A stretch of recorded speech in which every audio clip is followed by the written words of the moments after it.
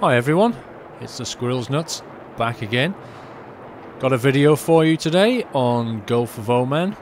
This is hardcore gameplay. As you can see, I just managed to bag myself the Havoc. Not my favourite helicopter, much prefer the Viper. Well, everybody knows this. The Havoc handles like a flying tank, doesn't it? Same thing with the tanks really. I kind of much prefer being in a T90 than an M1. I just get more kills, I find it more manoeuvrable. So anyway, yeah, hardcore gameplay. This is from the Xbox. That is a first for me. This is my first Xbox video footage. Where hey, got my cable, got it to work. Had a few teething problems which I needed to iron out, but I got there in the end. As you can see, I've just unlocked stealth on the helicopter. That's because I pretty much have no unlocks on this this soldier, the Xbox soldier. It's quite a new soldier. So I'm just, you know, I think this is probably the first time in the attack helicopter on Xbox. And as you'll see later, same kind of deal with the tank. I have no unlocks whatsoever. I'm playing this thing vanilla. I really am. Thankfully, they give me air-to-air missiles, so it's not too bad. So I'm flying with. I was actually talking to quite a few of the subscribers in a chat. What do you call it? A chat lobby or a chat room on the Xbox? I don't know. A party chat, whatever. I was in one of those things, which is up to 10 people can chat away, and I always leave it open so anybody can just join in and say, you know. They can say what server you on, and then they just, you know, if they're in the lobby and they press the start button, they show up. You know, you show up in green when you're in a lobby with somebody in Battlefield 3, and then you just click on the name and you can just join their game. It's all rather handy, to be honest with you. So yeah, I managed to get in a game with a few of my subs. The game before this, I think we were on Strike at Karkand, and I was going around in a LAV. I got a ton of unlocks in the LAV. On that game, it was me and Grey Fox. Is that how you say his name? That guy there, he was the gunner in the LAV, and he ripped it up. He had something like 28 kills at the end of the game. And I was just driving him around like a taxi driver. It was hilarious fun. He sent me a message at the end saying, "Sweet ride, bud." You know? But in this game, as you can see, that hooker chap managed to get in. I assume he just got shot out then. And spawned back in. I didn't notice that when I was playing. I just watched it back on the video. So we'll take a few things down. Obviously, when you get damaged in well, there's a few things about hardcore, I suppose, if you're new to it. I'm certainly new to it. There's no third-person view. That's one of the biggest differences when you're playing vehicles, and it makes a significant difference, I have to say. I mean, flying around in the helicopter, you know, you got only what you can see out of the front window, and on the Havoc, that's not a lot. That's like wearing blinkers. That F-35 did a good job, didn't it? Yeah, Island Monkey. Took us down nicely, landed and took off again. Smug bastard. Anyway, yeah, on the tank as well, because there's no third-person view, you just get this kind of tunnel vision out the front. And when you do get damaged, you've got no choice, you've got to repair. There's no vehicle healing at all. So I got back at the base and got my favourite tank, the T90. And I'm saying in the chat lobby I need a gunner, so when next person to die can get back in here and gun. The problem is I can't see, because I haven't unlocked the CITV, I can't see that if anybody's in the third seat. And I find that slightly annoying and a bit silly. You know, it's kind of good for me to know who's in my tank, even if, you know, because the thing is, if I've got a guided missile, which I don't, but if I have a guided missile on this tank, I want to know that there's a guy in the third seat, because he can laser designate targets and I can shoot them down. Whereas in this case, all I can hear is the kind of the beeping lock, the laser designation lock, and unless I can talk to him, he can't actually tell me I've locked on something, switch to your guided missile and shoot it down. And does that not seem weird to you? Okay, I've not unlocked the third seat, I can't get in the third seat, but are you trying to tell me that I don't know this seat exists? I mean, it's just silly, it's just weird. But that's the way it is. So anyway, Sammy gets in, which is great because he's an engineer. And you can't beat an engineer as a gunner, can you? one of the best things to have. It means you can jump out and repair the vehicle when we need it. And we pretty much stay in this tank now for most. I think actually might be all of the rest of the game, and play the objective or PTFO. We essentially run between the different flags and cap them. I'm driving. We have a few little battles. I get hit a few times from various things, but generally Sammy's there to jump out and repair. Look, I just got promoted to the amazing level of level 12.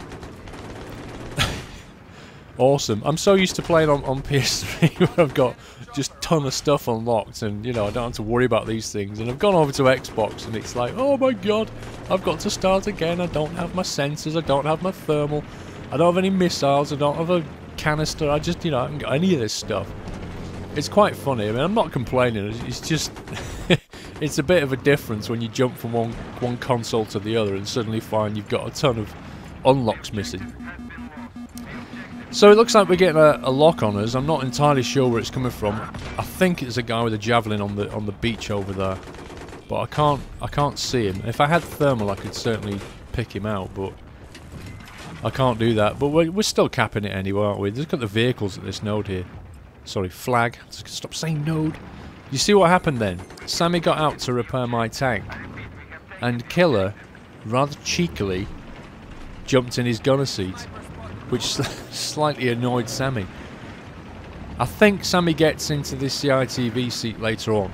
Not that I can tell, but I think he does spawn back in there and help me out. Because the problem is, if you look at Killer, he's a recon class, and so not only was it a bit cheeky nicking that gunner seat, it doesn't really help me out. It's not great team play, to be honest with you. I mean, I might like riding around in my tank and getting tank points, but it's not really helping me out at this point. I need an engineer, especially on hardcore. Otherwise it means I've got to jump out. Of course, I'm thinking to myself, if I jump out and repair myself, is Killer going to nick my seat and drive off from my tank? So the net result is, every time I need a repair, I kind of shout over the party chat and say, Sammy, is there any chance you can get over here and give me a repair? So anyway, yes, just moving around, going from node to node. I generally flip between A, D and C. I think it's A, D and C. It's the Veterans Retreat, City, and... look at that guy. Don't know where you think you're going, mate. Veterans Retreat, City, and the construction site. They're kind of the easiest three to move between, I find. So they're the three I'm focusing on. But you keep getting these hits, like I just got there. You take a hit, you start getting the damage buzzer, and you know, normally you could flick out into third person and have a good look round. You can't do that in hardcore, and I just have to sit here. Killer can't repair me, so what do? I'm shouting to Sammy, can you come over? And he gets over here and gets me all repaired up. So anyway, cheers for that, bud. That was really useful. I couldn't have done this without you, I don't think.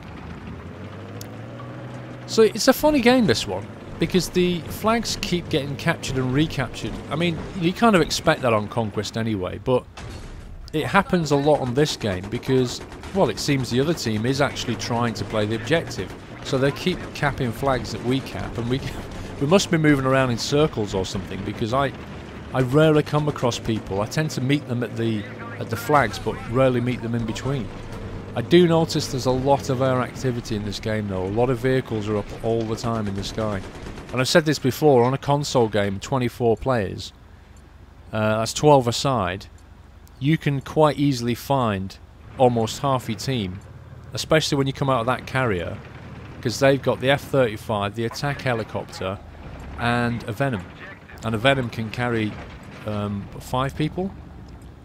So you get all those people in those vehicles flying out of that carrier. That's almost half a team in the air, which is not enough people on the ground to actually hold these flags. And that's that. I've said it before anyway, that's the problem with this map on console, on 24 man. Now DICE, I've read things about this before, and the DICE gameplay designers, they've worked out, they've got formulas for these things. They've worked out how many people there are in the game, therefore how many players per flag, and they have this kind of ratio that they try and hit. So according to their ratios, 4 flags is the right amount for this map. But in playing this game on console, I'm not entirely convinced, and the reason this doesn't work so well is because of the carrier. I don't think their formulas take into account that carrier, and the fact that the team on the carrier have to, you know, fly in effectively. And you need more players over on the ground to stay here on the land, you know. So I don't know. The gameplay designers I've seen forum posts about it, and I think DICE still think this is the right way to go. So whatever.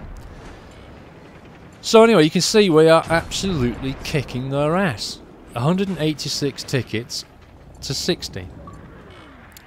I don't entirely know why. I mean, I know that I'm certainly working hard with my tank, but I can only imagine that, well, either they're dying a lot or we're capping the nodes faster than they are.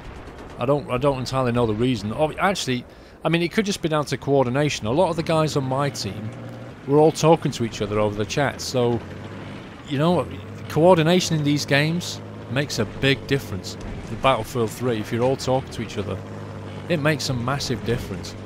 You know, you can actually say to people, I need some help over at this flag, or they're capping this, or there's a guy in that building. And normally you can only chat between the squad, but with the party chat system, it's a bit of a cheat really, because you can actually have 10 people in here all happily talking to each other, which is pretty much the entire team if you manage to get in here. I love it when I do that. Look at that, 200 points, and I was only there about 5 seconds.